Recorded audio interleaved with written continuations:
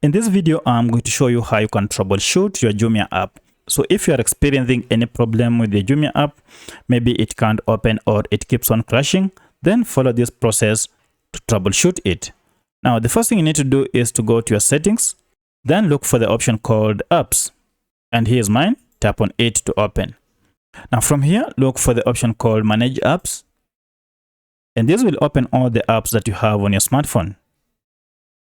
Now scroll down until you get to Jumia, and mine is here. Tap on it to open. So if we go under storage, you can see we have a lot of cache data. And when you talk of cache, we are simply talking of small files that are normally kept on your app when you browse to enhance your experience. However, the accumulation of these files may start causing your app to misbehave. So to clear them, all you need to do is to choose this option called clear data. And from here, choose clear cache option. Go ahead and tap on OK.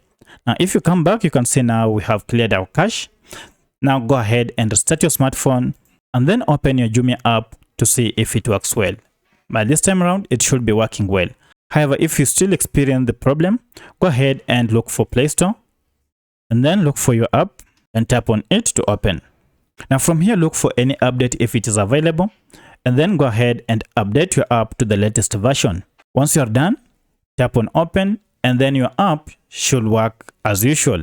However, should you still experience any challenge with your app, then you may want to go ahead and delete your app or uninstall your app and come install it afresh through the Google Play Store. And by using that, you should have solved all the problem that you are experiencing with your app. So if you have any other question, kindly let me know in the comment section. Otherwise, if this video is helpful to you, kindly hit the like button and subscribe to this channel to support me. Thank you for watching, and let's meet in the next video.